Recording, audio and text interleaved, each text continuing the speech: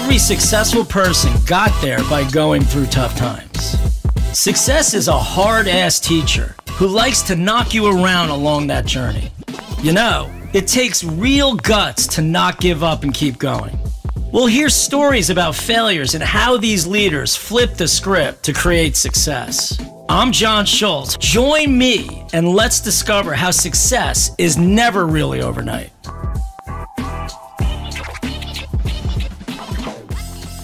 So welcome to the John Schultz podcast, the myth of overnight success.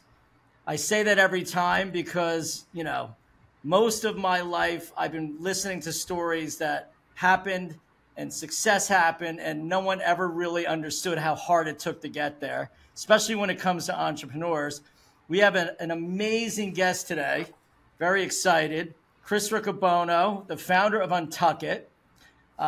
Co-founded it with Aaron Sanandres, a Columbia Business School classmate in 2011, pioneered the concept of designing shirts specifically tailored for a neat, untucked look.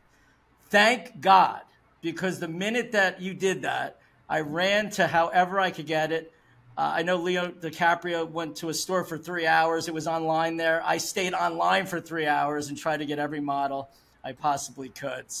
So happy you created this. You were backed by $30 million in venture capital and led to the famous television commercial, which we love. Went to 90 retail locations. Obviously had a journey with the brand, all these challenges we're going to talk about. What I do love about you is you formed the Riccobono Academic Resilience Faculty Fellowship, so their mini grants program, and it supports Providence College, where you went. I love that, for mental health elements and strategies and courses and raising awareness. And in today's day and age, that is so necessary. And like a true entrepreneur, you're starting Greatness Wins, which we'll talk about. I don't know how you're doing another one, but there you go. You're doing it. So welcome to the podcast. Thanks for having me.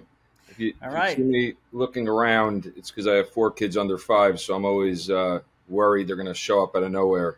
Going back to your early years, little Chris. So where were you originally from, and how would you describe yourself growing up? I grew up in Franklin Lakes, New Jersey.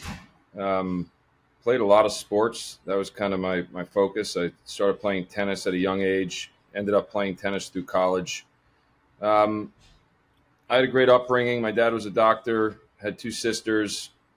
I was probably always a little bit of a worrier, which kind of, I think, translates into today still. I'm kind of an entrepreneur. I think entrepreneurs always tend to be worrying a little more.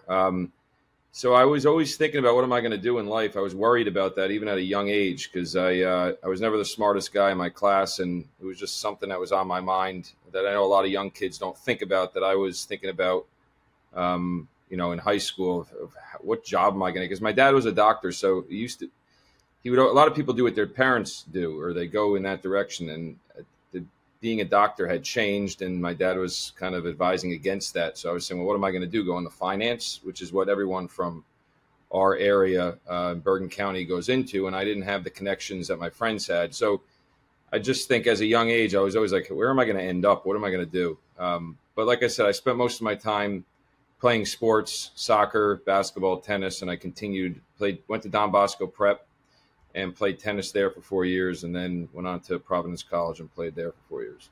So is that a D1 tennis school, or? Yeah, it was. Yep. Okay. So that's good. Listen, I love tennis. We got the U.S. Open coming. It's one of my favorite events of the year. It's such a great sport. So, all right. So, your doctor came from a family. Obviously your father was a doctor. So what childhood experience do you think contributed to the entrepreneurial mindset that you have today? Did sports help that? Like, was it learning how to go into a grind and stay there, learning how to, fail and not, know that you wanted to succeed at a sport? Did that help you? Yeah. I mean, I played an individual sport, which I think teaches you a lot because, I also played soccer and basketball, but when I started to just take up tennis, it's kind of a lonely sport. You're out there, you don't have your teammates with you. And that's the same thing about entrepreneurialism. It's a lonely journey as you're trying to make things happen. So there's definitely some similarities there. I just was never, I was scared of corporate America. I didn't like to, first of all, I didn't like the public speak, and that was always on my mind. And I didn't like being in the spotlight. I wanted to go do my own thing. I remember in college, I was talking to my dad, and I just said, I'm scared to go into corporate America and to have to act a certain way with different bosses and, shave every day and do all these things that I wasn't really built for.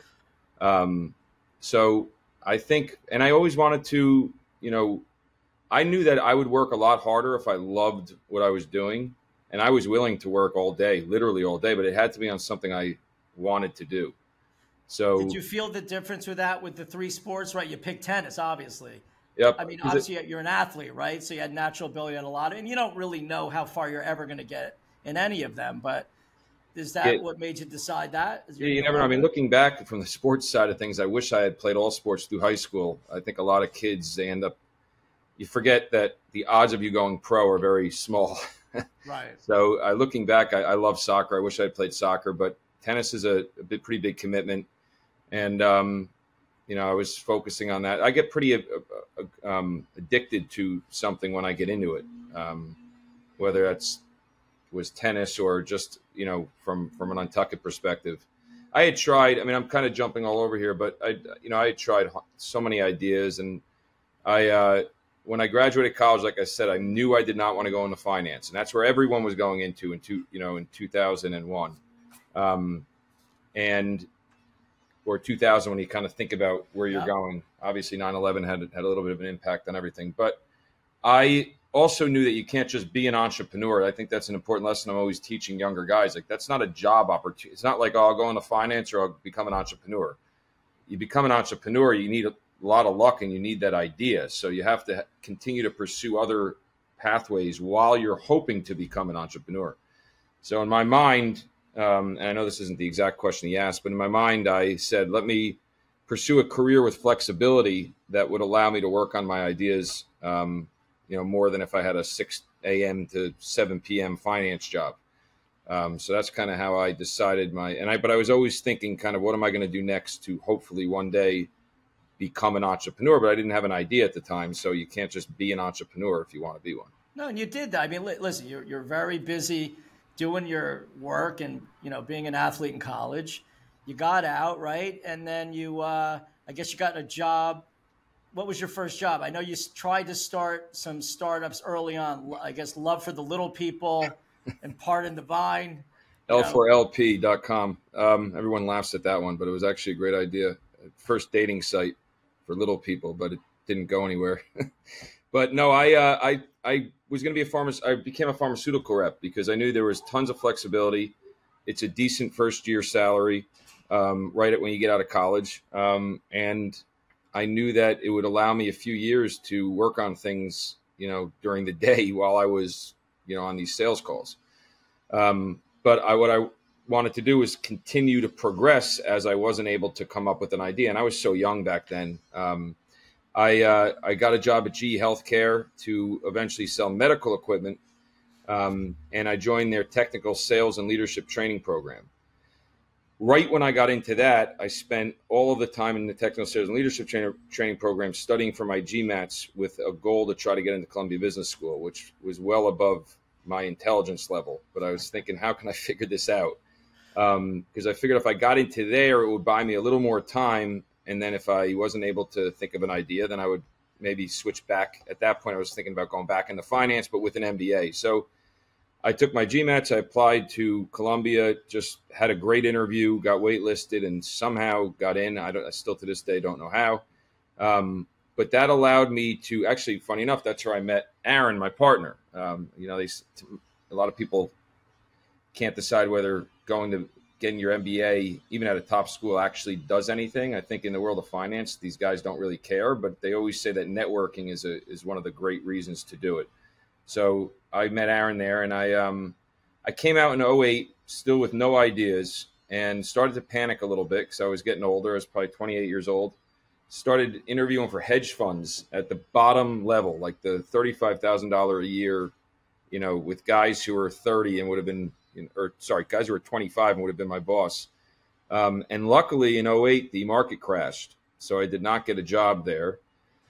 And I was getting nervous because, looking back now, I was 28. I had a long time ahead of me, but you start to get nervous, as you know, as you're getting older. And I had one passion, which was collecting wine. And I tried all these other ideas, writing reality TV scripts, a few consulting jobs in healthcare, the L for LP, and a number of other ideas, and nothing was going anywhere.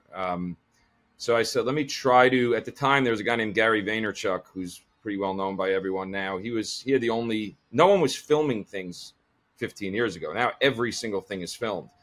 So I thought he was a little bit over the top. I said, let me do something that's a little more relaxed, like my personality, and try to get, wine can be an intimidating area for a lot of younger people. I said, let me try to relate to them, with a hat on and, casual clothing, and teach them about what I think you need to know about wine. And so I did that. I filmed myself every day. I started traveling around the world, meeting with winemakers. It was a lot of fun. I did some consulting, but there was no way for me to turn it into something big. So what that did was that allowed me to learn how to market, use Facebook. It just came out, marketing on Facebook had just come out. It learned that I could actually make a website, because most entrepreneurs with great ideas, they don't do it because they're scared of, how am I going to do it? I don't know how to do a website. I don't know how to market. I don't know anything about any of that, and the bottom line is you can learn all this. We're in this incredible period of time where we have the internet now, which we didn't have 20 years ago or 25 years ago. And you can learn how to do everything. So I said, it's time. I'd always thought about a shirt, that my shirts were too long. That's it. People always ask me, why did I do it? I needed a shirt. So I was in Las Vegas. I had a J. Crew small on. I don't wear a small. It was out of spec. And I wore it for 3 nights in a row. And it was perfect fitting shirt, because every time I put on another shirt, it fell down, below my fly. So I said, so I'd always thought about this. And then finally, after doing Pardon That Vine, I was like, I can actually do this. I can figure it out. So I began to develop the idea, started working. I went into the fashion district, wandered up and down the streets with my J. Crew shirt, would go into places and say, can you replicate this? Can you make this shirt? And it was I thought it was going to be easy. And these guys don't want to work with new startups, and you need something called a tech pack, and you need all this stuff. But I was pretty persistent, and I finally got them to make a few samples. Around that time, I called Aaron up and I said, hey, what do you think of this idea? And he tells a story that he was in an airport in Boston. I'll never forget, because he said, I've had the exact same problem. And I called him about 50 other ideas where he would hang up the phone on, say, I'm not interested.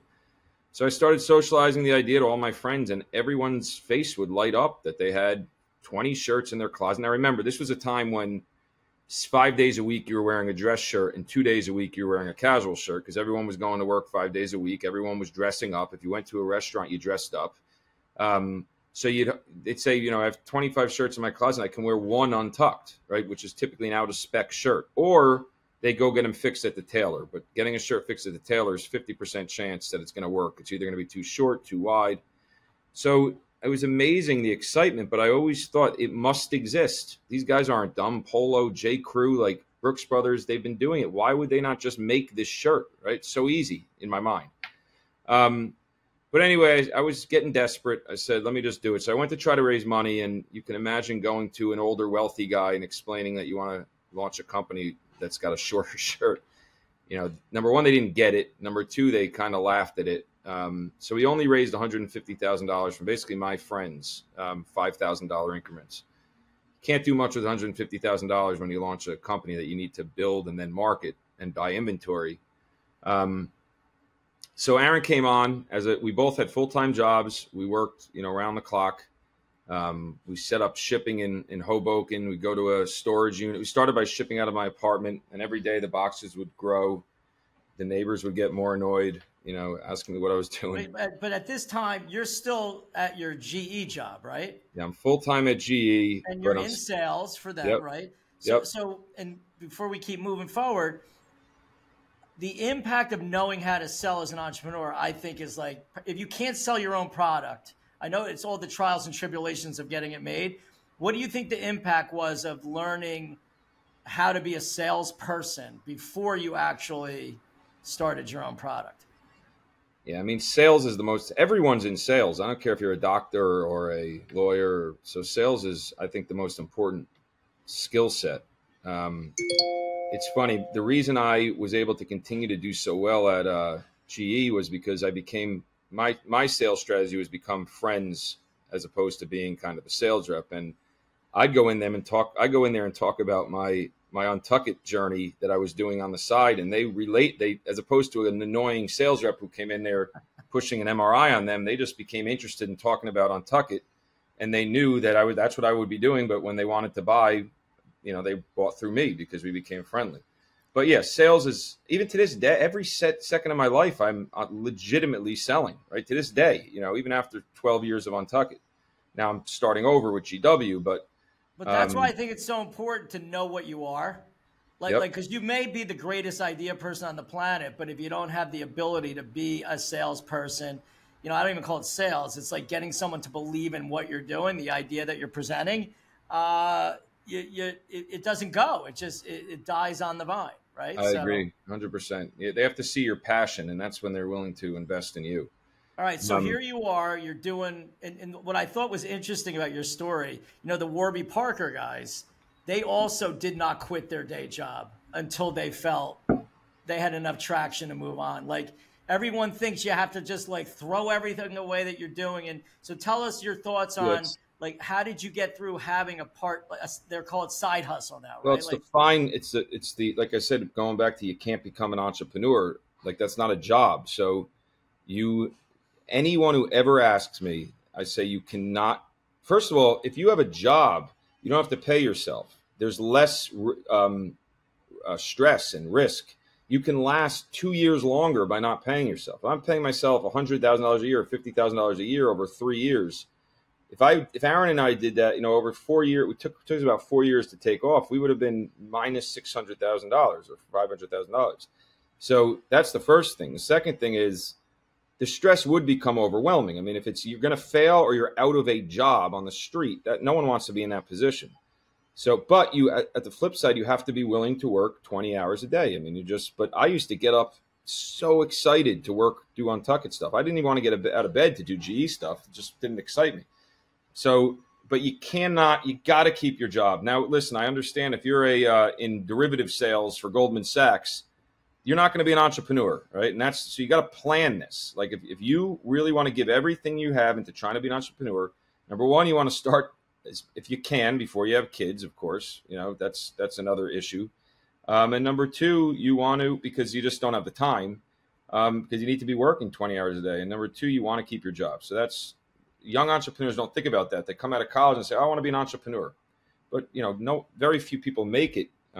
So you have to be able to fail and fail and fail and have income coming in while you're failing. So, and knowing that it's going to happen when it's supposed to, if you keep going, right? I mean, yep. Yes, you're going to have to hit certain market cycles, but an idea is an idea. Normally it's something that is not there, right? So it's not like you're rushing because someone else is doing it. You're working on your own. All right. So you're doing both. What was the moment where you had to say, you know what, I'm all in. I can't do both anymore? Well, that dragged on for a while. It dragged on for a while because I was under the impression that I'll just hang around until they push me out, as opposed to I would leave. But it got to the point. So anyway, let me just take a step back. So in 2014, we launched in 2011. We were doing whatever, $500,000 in sales. But it was frustrating because the product was horrible the first 2 to 3 years. I didn't know how to make the shirts. The buttons fell off. It shrunk in half. You'd read reviews that people would use it to wash their car, as a rag. But I had to learn. I didn't know all these things that if I knew, I would have never done it, and no one educated me on it. But there was still this unbelievable excitement when people found out about the brand, where they would send paragraph emails about how they wish they did it. So we were like, there is something here. So in 2014, we said, let's just spend the rest of the money marketing. We had not marketed $1. We just had PR. So we were growing incredibly slow. and we called up Boomer and Carton's radio station. It was the only thing we could afford was radio. And they said, listen, it's going to take 3 months, $100,000 or whatever. And we said, we have 2 weeks and 21 grand, that's it. So, and we did it. I remember sitting in a hotel in LA at the time, and literally $400 live radio read, and 2,000 people came to the site and bought, and it was incredible. So then we expanded, and we did, the only thing we could afford after that was an airline magazine. No one in the world was in an airline magazine except the watch companies and cologne companies. That's changed because of us since then. Dramatically changed since. So we put this thing in there, and everyone is seeing it. We spend 15,000, make 45. Spend 15, and we sold out of shirts in 2014. Literally sold out of them. So we had to make them in the USA for $60 a shirt the next year. And the shirts, once again, were horrible because they can't produce volume and quality in the US. People think you can, and they always get annoyed, but over Asia is Vietnam, even China, they have the best quality out there, better than Europe, and people don't realize that. But because they have the processes down and the latest technology, but that's a different conversation. So, and that year we said, I want to say we did 3 million, and the next year we got off to a great start, and I was flying to a sales meeting, and my picture was in the airline that everyone was on the plane, with Untuckit. People got a little bit of wind. Oh, he's doing something stupid. He must be, he's doing something on the side, small, like starting, Right. And then your picture on, oh, that's too funny. Yeah, when I landed there, it was kind of like I left the meeting. My boss was like, I think it's time because I was telling him it was my wife's company. I was the face of the brand. I mean, I was trying everything. But so I hung on a while. In 2015, we opened our first pop-up in Soho because 70% of men would not buy the product without touching and feeling it. People thought brick and mortar was going away. We knew it wasn't because of all these requests. So we opened up Soho. I worked there every day, full day as a sales rep to try to get understanding the customer. And we had just an incredible 3 months. People came in, they'd hug me. It was bizarre, It's funny because, listen, I so do not like tucking my shirt in. I bought as much as I could. But I know for me, when I went into a kiosk in the mall, when you did those pop-ups, it changed how many I would buy. Yeah. Because I actually felt like I could see it. I could put a bunch on, because, every style is a little different too, right? Yeah, so that was smart. That was very smart. We saw things that you don't typically see. Men getting excited to shop. You'd see, we searched Scotch in the stores, and guys would gather around, and I would just listen in, and they'd be like, this is the greatest shirt. There's so much excitement, which typically men didn't have. But what we did was we tapped into something that allowed you to just put on a shirt, look good without overthinking it. And every guy who's not in fashion, we are not a fashion forward company. Most guys are not fashion forward. And even these guys like your friends who say they don't care about how they look, they do. Everyone cares about how they look. We learn that through surveys, and it's important to them. I know joke around, people would hug me, looking good, it boosts your confidence, which makes you do better, in life. And we've heard I'm not making this up. These are surveys we've sent, and yeah. And so it was really an important thing, and these guys loved it. They could buy one, try it on. Sorry, they could try on one, and they'd buy 10 because they now have. And then the world's going more casual. Yeah, and then the world's going more casual at the perfect time where you now could go to La Bernardin in New York City in an untucked shirt. That all changed, and then it kept getting more casual. So it was kind of the right time too. So what were your biggest challenges? I mean, obviously online, you had to learn it from scratch. You were so early, right? You mentioned Gary Vaynerchuk. I mean, he was so early in what he was doing too. What were some of the online challenges? And then now that you saw what a store did, I'm in real estate, right? So, from the halo effect of having a store, having online, from the beginning where there maybe was 5% online sales compared to brick and mortar, it's changed to 20. But what were the issues you had becoming, a brick and mortar online store? As far as online, we were like the second company after Bonobos for men's apparel, direct to consumer. There was no blueprint at the time. Now there's a blueprint, which I know with Greatness Wins, or if an entrepreneur asked me. Back then, we were learning Facebook marketing. And at the time, it was great for us because there was very little competition. today acquiring a customer on Facebook or Instagram is very expensive and very hard. There's so many competitors. Back then, we took off because we didn't have all that competition, although we were learning how to do it. We did all sorts of marketing that typically brands don't do, like at our size. We were doing TV early on. We were doing radio, newspapers. We were in the newspaper, New York Post, Wall Street Journal, all old. What people were talking about, everyone's doing digital, and we kept going with all these different ways, and everyone would see us. So it worked for us. The challenge, and then brick and mortar, the problem with brick and mortar, it becomes very complicated. It's like, you now have 500. We opened 1 store, 5 stores, 35 stores, and 35 stores, something like that. Lot bigger head count. Back then it wasn't as fluid between online and stores. Now it is. Now you can pick up in stores, return in stores. So all of that we were learning on the fly. I mean, we're not fashion guys, myself or Aaron. So even the guys who would come in to work for us, they'd be like, "You guys are crazy. This isn't how you do things." Because we were kind of creating our own way of doing things differently than what these old school brands had done. Yeah, because you had no fashion experience. So it's amazing. Like every odd was stacked up against you. But what was so interesting is you succeeded because you did everything in a different way. Like you didn't actually follow the exact method. Yeah, I think we fixed a lot of issues. Like I'll give you one example. These stores, if you look at the bigger brands, most of their stores are like 4,000 square feet. They're beautiful mahogany oak or whatever it may be. And, they have 300 stores. We said a few things. One, our stores don't need to be between 1,200 and 1,500 square feet, no bigger. 2, guys don't care. Very different than women. They don't care what the store looks like. They're not looking up at the beautiful woodwork they want to go in and have an easy process and potentially a glass of scotch. That glass of scotch is a lot more intriguing to them than, spending $1 million on a build out. So we spent very little on a build out. So our stores are all profitable.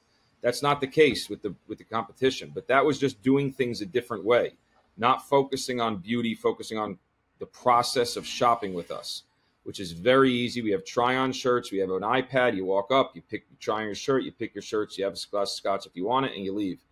I don't even want to carry things around with me when I shop. So the fact that I can actually go in, look at the iPad and send it to my house. Yeah. I don't want to carry anything. Yep. So it's pretty cool. So it was just a different way of doing things. And we also knew that you can have 140 stores, but you don't need 300, right? Because they eat into, so we learned a lot, with what had gone wrong in men's fashion beforehand. And then we started expanding product. Everyone wanted polos that were shorter.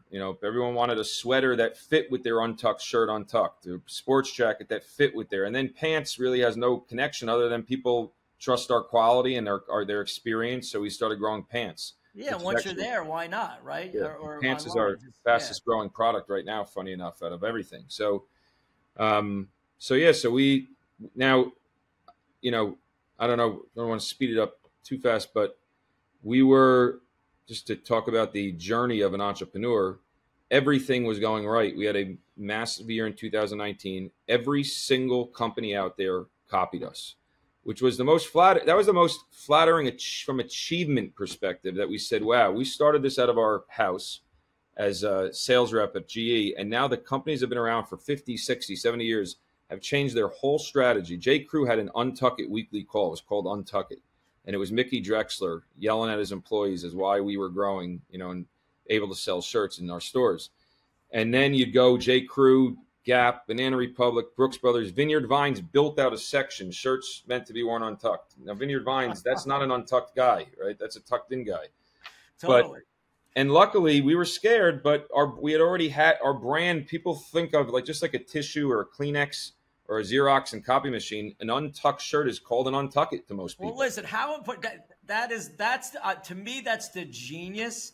Untuckit. You don't have to explain it. The minute you hear it, you know what it is.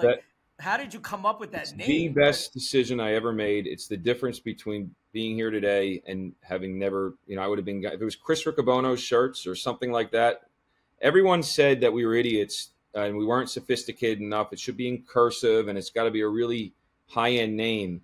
Untuckit is the best, you hear people would talk about it, they wouldn't forget it.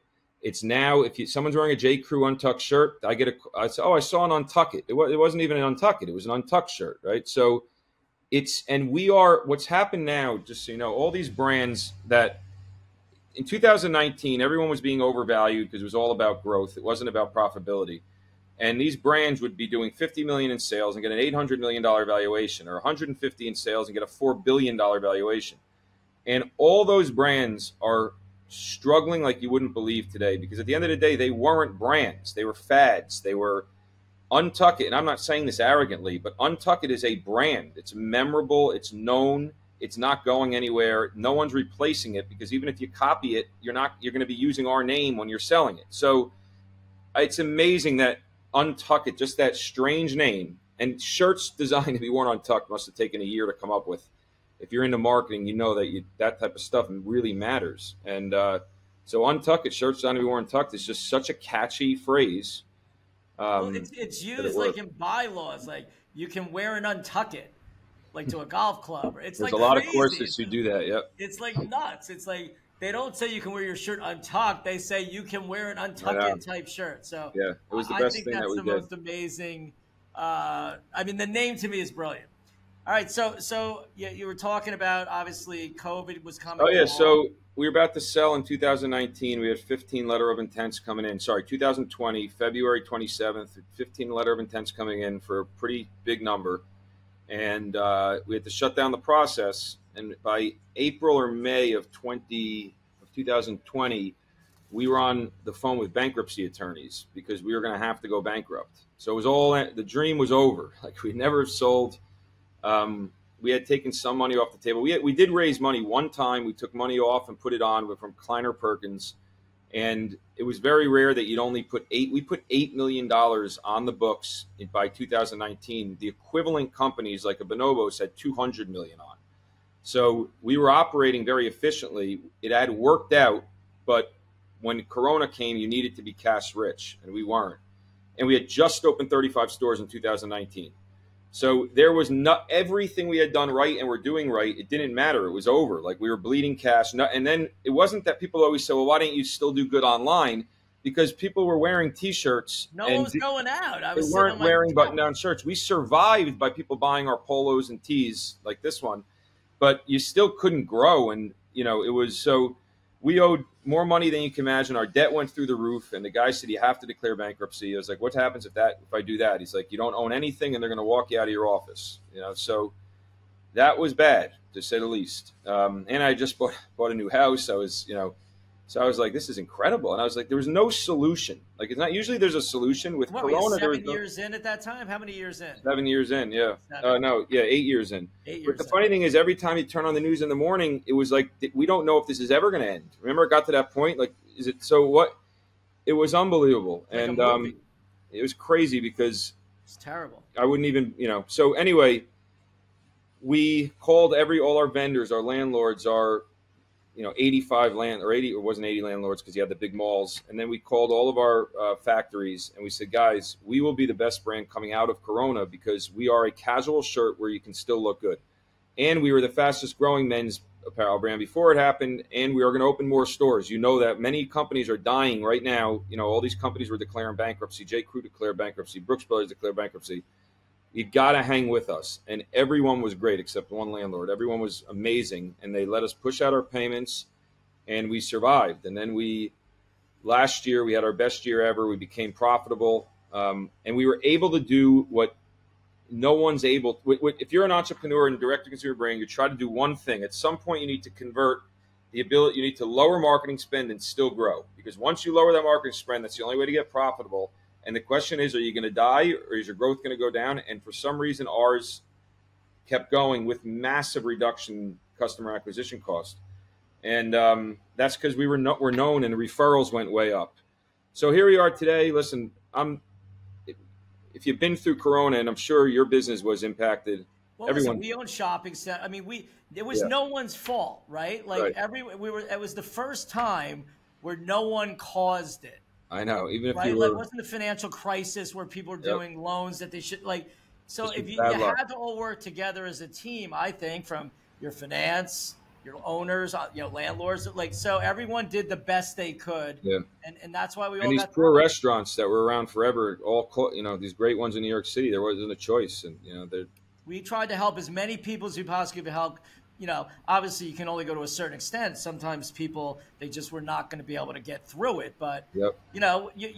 All retailers, 100% revenue to zero revenue in one day. I mean, like, when does that ever happen, right? Crazy. Well, we used to joke around, like when we were meeting with investors in 19, we said, what's the worst? We got to be prepared against a recession. What's the worst thing that can happen? Well, the worst thing that can happen is cut us by 20% if you want, right? Like, but there was never a scenario in life where you'd say, well, our stores are going to close. That wasn't even you wouldn't give that as a worst case scenario. That wasn't So it was just incredible, and we survived. But now as an entrepreneur, and this, I can't sit here and celebrate because who knows? Until this thing's sold, who knows what it'll be next year, right? Now we have the financial impending crisis, which is already impacting, customers because of the recession and the inflation. It's just rates are higher, right? Rates are high. Capital's more. But that being said, we are doing very, very well. We should double our EBITDA this year. We're growing. We're going to start going into wholesale. We've never done wholesale, so very rare that a company our size doesn't do wholesale. We're going to expand into wholesale. We're going overseas. We have deals in the Philippines and Mexico. I should say we did open in London right before the pandemic. We opened a few stores in London with a guy named Kevin De Bruyne, who is, I think, one of the best soccer players in the world for Man City. So we had some great momentum there. It got stopped because of Corona, but we'll be, focusing on that again. And there's just so many opportunities, licensing, because people want to work with us now. Totally. Because you're a brand name. What's so cool too about, and I think, what I've learned in my career, our underwriting assumptions are only so right until they're not, because we can't ever know what unforeseen could happen. It's just not being afraid to know you can get through it and always believing it will work out the way it should, right? Which is obviously what happened to you. Coming out through it. You're growing now internationally. The brand is a major household name brand, which is unbelievable, from being a GE sales rep to finding out like what everyone thought they needed, right? Like, you don't know what you need until you think about it. Yeah. And I love what you say about, to be an entrepreneur, find something you feel you need. Exactly. And go after it. Like, that's like your passion. You're going to want to fix it, right? How did that help you through all this? Well, they always say I used to always think the ideas I would think of are like, what do I need? I used to just sit there. What do I need? What do I need? And some of them, they were, not something that you could scale. But most of the time, if you need something, I say this to entrepreneurs too, in this day and age, the world is different now. Everyone has the opportunity to be an entrepreneur, like we talked about. In the old days, if you want to be an entrepreneur, you needed $1 million. You had to open up a store. You had to get a billboard, right? Like or buy, like there was no other way. Now you can go online, create an account, market, to test it on TikTok and all these other Instagram. You got Shopify now. You got all these tools. You have Shopify, but what you do need is you need a difference. You need a hook. You can't just say, I'm making these really nice T-shirts and I'm going to sell. And I can't tell you the amount of people who call me and say that. And I'm very honest. I said, listen, if you don't have a hook, if you don't have a story to tell, you're not going to survive. You can't just make a really nice T-shirt. There's too many nice T-shirts. You can't just you need a great marketing story to tell the consumer that's going to grab their attention. I agree.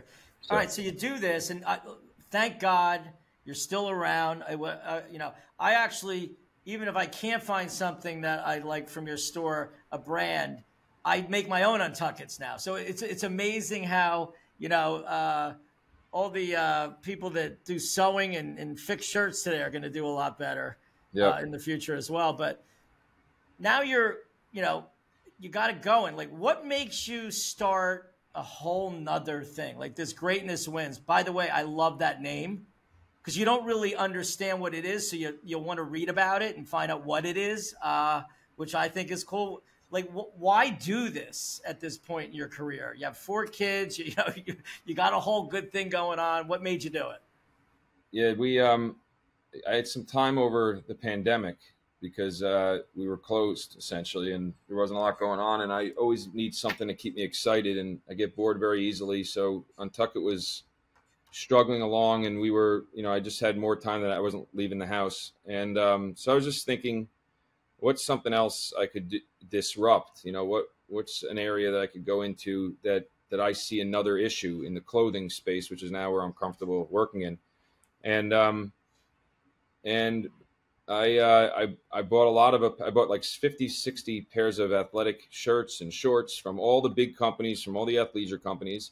And what I learned was that the bigger companies' quality just wasn't there. They have too many factories. They're not doing quality control the way you need to. I confirmed that with the factories who make all these products. And the athleisure companies, which I loved because I wore some of them to hang out in, they weren't meant to work out in. And you could tell the types of fabrics were all about how you look and not the combination of looking good and working out. So there was no high-end, true athletic apparel brand. Greatness Wins, once again, same story with Untuckit. I got attacked for that name. People didn't like it. It's like, it's not even a name of an apparel company. Greatness Wins. It's a word.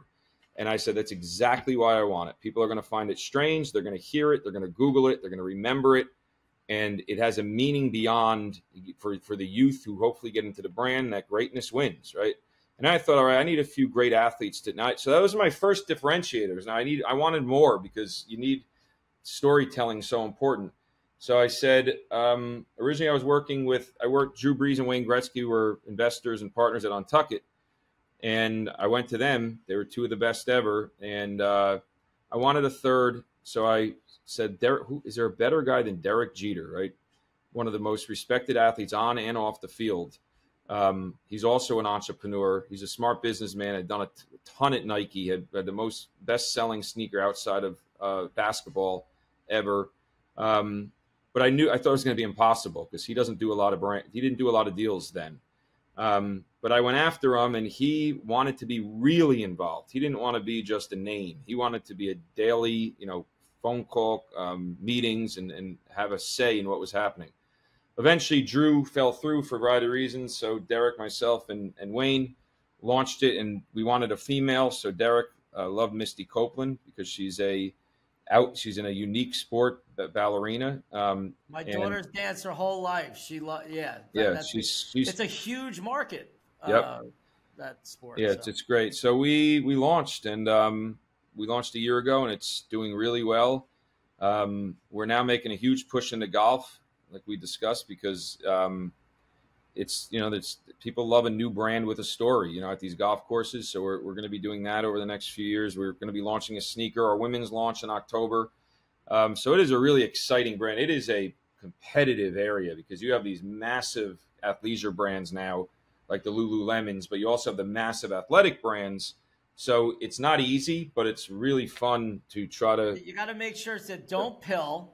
The collars don't get all screwed up when you're sweating all the time in them. It's amazing. Like I didn't think about what you were saying until I'm thinking about what I wear and all the little things that I am noticing that I wish didn't happen. Actually, don't pill, don't shrink, and consistent fit. That's one of the craziest things for both brands. When I ordered 10 J. Crew shirts 15 years ago, there was this much of a difference between the exact same shirt, exact same size. When I ordered the athletic brands, there was even a bigger difference. You'd wear a pair of shorts would have a 6-inch difference, same size. As a consumer, that used to drive me crazy because if I bought a T-shirt like this and I said, I love this, I'd go to the store, buy more, and it would be a different fit. So consistency of fit is such an important, especially online, differentiation. I hate return, right? I mean, yep. When you like something, you buy a lot of it. You want it to fit the same, right? Yes. Look the same. Yeah. So we, so it's pretty exciting. And I have a great view on both industries now because I'm in the more, Untuckit and the athleisure. So now I'm covered for another pandemic. And you learn a lot. Like I learn a lot about both brands that help each other's brand because I just don't understand how what makes you want to go through the pain and agony. Because like how many times did you feel Untuckit was out of business? Like once a month, Crazy. That's just a quick note of it. Being an entrepreneur is there is so much pain. It's just it's funny. But my partner who I brought on for Greatness Wins, I told him that I said, listen, there's gonna be so much unhappiness. Like we're gonna one step forward, 2 steps back. 1 step forward, the product comes and it's out of spec and you can't sell it, or all the buttons fall off, or you're working with it's just, and that's what happened with Untuckit. But I always tell the young entrepreneur, like, you need to embrace that, because everyone says this, but it's really true. It makes the success 50,000 times better, knowing how much pain. So I do at times I'm like, why did I do this? Especially with 4 kids under 5. And there are times I get very depressed about it, because I'm in it now. Because I am back to square one with Greatness Wins. I mean, I'm operating like it was Untuckit in 2011. Oh, it's that's what I mean. It's amazing. I had on the founder of Waze. He created Waze. And, oh yeah. He's like 3 startups after that. I'm like, because he says his big thing, he has a book, fall in love with the solution, not the problem. Yeah. And that's what gets him through it, right? And that seems like what you enjoy. Mine happens to do with a little bit of boredom. I need to be 20 hours a day in my mind thinking about what I'm doing, or and I think that's all these entrepreneurs start multiple companies because you love the chase, you know. Well, where you had the most fun was when it was the idea and something from nothing, and like getting people to believe. Like, I feel like, you know, when I'm happiest is when people believe in what I'm doing. Like, they get behind it. They want to, you know, whatever it is for my buildings. Like, they love what we're doing, how we're doing it, the new collaborative spaces, all the things that we do that create energy now around the workplace. That's what we want to see people doing. You're doing it with fashion. It must be fun too to have, because I think what's different between, you know, all these ambassadors are all over the place for all these products now on Instagram, and you never know who really is in what and why. Yeah. With you, it looks like these are real partners. Like, well, that's a huge difference. Ambassadors don't really do anything anymore, because everyone knows they're just being paid, right? They're just there that day, and it's then good for awareness, though, right? Because you can see something maybe you wouldn't. No, it is good for awareness, but consumers are they're kind of sick of it. Like, tomorrow, you know, I'll make it up. Like, you hear tomorrow Joe Montana sponsoring. Like, you hear it every day, every single day. So being a true founder, like involved, is a difference. And that's why we're very clear that these guys are founders. They are not ambassadors. And we will have our own ambassadors. Like, we brought on a guy who's going to, Blake Corum, who's hopefully going to win the Heisman this year. So we're still doing ambassadors, but it's different than founders.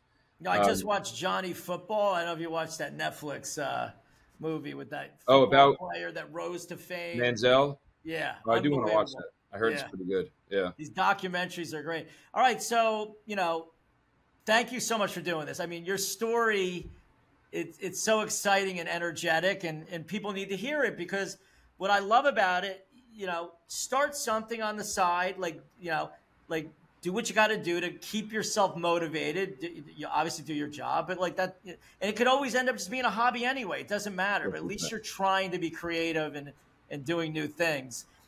Greatness Wins. When do you think that, you know, we're going to have a store somewhere you can actually go try this on? Because obviously, you know, that's so powerful. Yep. Probably the end of next year. We're going slow right now intentionally because of the environment. It's, you know, it's not an optimal environment to launch a business in. Yeah. But we're having a lot of success in the wholesale business, in the golf world, and in this corporate world. So we're, I would think by the end of next year, after we've launched women's, we'll open our first brick and mortar. Well, everyone's going to be looking forward to watching your next journey of this this selection, this different brand in a different category. What's good is you have some things that you know work, but you're going to learn a whole bunch of things in almost a new industry, right? It's a whole different customers. It's everything's new. But thanks for being on the podcast. I appreciate it. Your story's amazing, and everyone's going to get a lot out of this. No problem. I really appreciate you having me. Hi, John Schultz here. Thank you so much for tuning into this week's episode. Would really appreciate it if you would like, comment, subscribe, and share with your friends. Looking forward to being with you soon.